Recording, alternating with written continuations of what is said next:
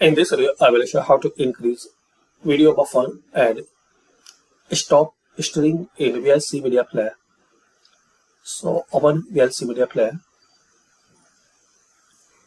Here click on Tools, then click on Preferences. Now here select On. Click on Stream Output. Stream Output. Make here caching about 3500.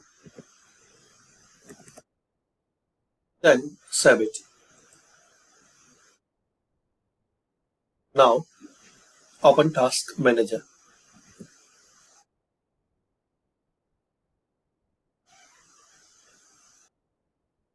Select Details.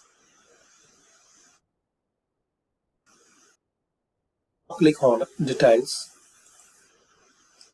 Now here find out VLC.exe. Right click on it. Walk cursor to set priority. Then select High. It will ask permission, so click on Change. Now close and restart your system. So this way guys, you can increase video buffer and stop stream in VLC media player. Thanks for watching. Comment this method work for you or not.